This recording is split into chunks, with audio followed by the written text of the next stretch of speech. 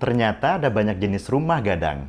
Berbicara mengenai Minangkabau tidak lengkap rasanya jika tidak mengenal rumah gadang. Rumah adat tradisional Minangkabau ini dikenal keunikannya dari bentuk atap yang disebut dengan gonjong. Ada yang mengatakan gonjong ini terinspirasi dari bentuk tanduk kerbau. Ada pula yang mengatakan dari bentuk kapal. Terlepas dari hal tersebut, bentuk rumah gadang telah menjadi trademark daerah di Sumatera Barat. Banyak bangunan di Sumatera Barat yang dibangun dengan model atap gonjong, mulai dari kantor pemerintahan, pasar, kampus, hotel, rumah makan, hingga rumah ibadah. Namun tahukah Anda, rumah gadang aslinya memiliki berbagai macam jenis. Setiap jenis memiliki perbedaan baik dari segi nama, tata ruang, maupun model atapnya. Tim riset padangkita.com telah merangkum tentang seluk-beluk rumah gadang, mulai dari sejarah, keunikan, dan jenis-jenis rumah gadang. Kita akan mulai dengan sejarah rumah gadang. Rumah gadang memiliki ciri-ciri berbentuk rumah panggung dan memanjang. Ciri-ciri ini hampir menyerupai rumah tradisional yang ada di Indonesia kebanyakan. Yang membuat rumah gadang unik adalah bentuk atapnya yang dinamakan gonjong. Setidaknya ada dua versi tentang asal-usul gonjong ini. Versi pertama, gonjong diambil dari bentuk tanduk kerbau. Menurut legenda, pada masa dahulu, datang pasukan yang hendak menyerang wilayah Minangkabau. Untuk mencegah perperangan, penguasa setempat mengusulkan pertempuran dilakukan secara simbolis dengan adu kerbau.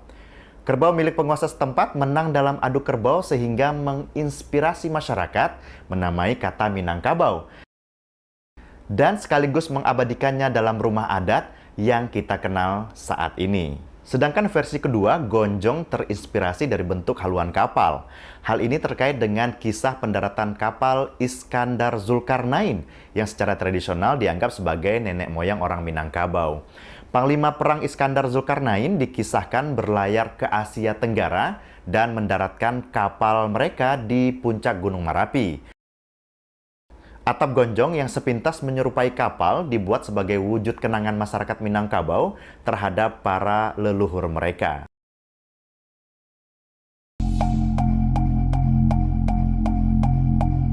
Salah satu rumah gadang tertua yang masih berdiri hingga saat ini adalah Rumah Gadang Kampainan Panjang yang berada di Nagari Balimbiang, Kabupaten Tanah Datar. Bangunan ini diperkirakan berasal dari peninggalan abad ke-17, artinya usianya sudah mencapai 400 tahun. Dan rumah gadang ini telah diwariskan secara turun-temurun oleh 5 generasi.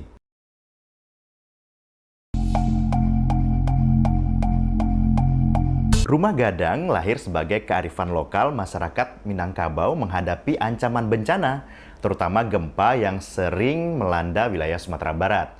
Secara tradisional, bangunan rumah gadang ini berbahan kayu, sedangkan atapnya terbuat dari ijuk. Kayu menjadi material utama yang digunakan pada bangunan-bangunan di Minangkabau setidaknya sampai abad ke-18.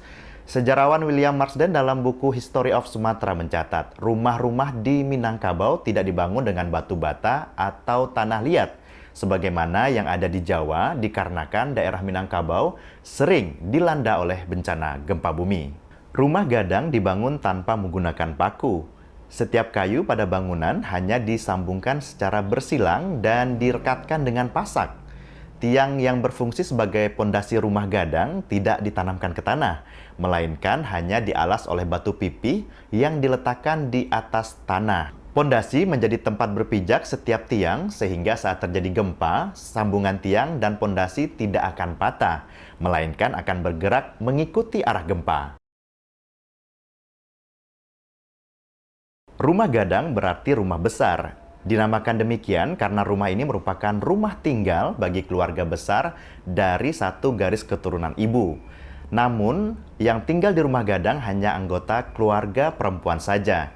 Anak laki-laki yang sudah balik dan belum menikah tidak tinggal di rumah gadang. Mereka tinggal di surau, adapun mereka yang sudah menikah tinggal di rumah gadang istrinya. Lazimnya rumah gadang memiliki ruang berjumlah ganjil, mulai dari 5, 7, dan 9. Namun, jika anggota perempuan yang tinggal makin banyak, maka semakin banyak pula ruang dalam ruangan rumah gadang. Oleh sebab itu, kita bisa melihat rumah gadang yang memiliki banyak ruang, seperti rumah gadang 21 ruang yang berada di Solo. Selain sebagai rumah tinggal, rumah gadang juga mempunyai fungsi lain, misalnya untuk pertemuan keluarga, pesta adat pernikahan, tempat musyawarah antar warga, dan juga kegiatan lainnya. Mungkin selama ini kita hanya mengetahui rumah adat tradisional Minangkabau hanya rumah gadang. Namun kenyataannya rumah gadang ini memiliki banyak jenis dan biasanya didasarkan pada daerah asal, bentuk bangunan, dan juga tata ruangnya. Menurut model gonjongnya, ada rumah gadang yang memiliki gonjong yang runcing dan ada yang memiliki gonjong yang landai. Rumah gadang yang gonjongnya runcing disebut dengan si tinjau lawi. Bentuk atap yang runcing bertujuan agar air hujan yang turun tidak tertahan di atap, tetapi langsung jatuh ke tanah. Dengan demikian, atap dapat terbebas dari endapan air hujan. Rumah gadang si tinjau lawi banyak terdapat di daerah tanah datar.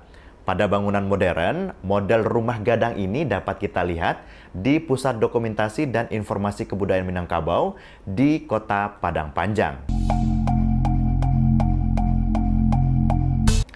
Adapun rumah gadang yang gonjongnya lebih landai disebut dengan rumah gadang Kajang Padati. Rumah gadang Kajang Padati banyak terdapat di kawasan pesisir. Pasalnya, kawasan pesisir rawan akan angin puting beliung, sehingga jika atap dibuat runcing akan membuatnya rawan diterbang angin. Rumah gadang Kajang Padati banyak terdapat di daerah Padang dan Padang Pariaman. Menurut jumlah gonjong, ada 4 jenis rumah gadang. Yang pertama adalah rumah gadang Gajah Maharam. Jumlah gonjongnya 4 atau 6, tetapi memanjang. Bangunannya lebih besar sehingga menyerupai gajah mengeram. Salah satu daerah yang banyak terdapat rumah gadang Gajah Maharam yaitu di Kabupaten Solok Selatan, tepatnya di Nagari Kotobaru. Kedua, rumah gadang gonjong Sibak Baju. Jumlah gonjongnya sama dengan rumah gadang Gajah Maharam, hanya saja pada bagian tengah atap terdapat bagian yang mirip dengan belahan baju. Dan yang ketiga adalah rumah gadang Alang Babega. Dinamakan demikian karena bentuknya seperti gerakan elang yang sedang mengepakkan sayap dan mengangkat kepala ketika terbang. Tampilan rumah gadang jenis ini tidak berbeda dengan rumah gadang jenis lainnya. Perbedaannya terdapat sebuah ruangan kecil di bagian tengah atap dan juga diberi atap gonjong. Keempat, rumah gadang Rajo Babandiang atau Gonjong Limo. Jumlah gonjong jenis rumah gadang ini ada 5. Namun berbeda dengan jenis rumah gadang lainnya, rumah gadang Rajo Babandiang tidak simetris karena ada tambahan 1 gonjong pada salah satu ujungnya. Rumah gadang Rajo Babandiang banyak terdapat di Kabupaten 50 Kota. Jika tadi pembagian rumah gadang berdasarkan gonjong, masih ada 2 jenis rumah gadang lagi yang dibagi berdasarkan tata ruang. Yang pertama adalah rumah gadang Surambi Pape. Rumah gadang ini memiliki serambi yang dikhususkan untuk menerima tamu. Hanya saja area serambinya tidak begitu luas dan rumah gadang ini banyak terdapat di Kabupaten Agam. Sedangkan yang kedua adalah rumah gadang Surambi Aceh. Serambi rumah gadang ini lebih luas, bahkan membentuk ruangan tersendiri. Rumah gadang Serambi Aceh banyak terdapat di daerah Solok Selayo dan Kubang 13, Kabupaten Solok. Nah, itu dia seluk-beluk rumah gadang yang dihimpun oleh tim riset padangkita.com. Terima kasih, sampai jumpa di edisi berikutnya.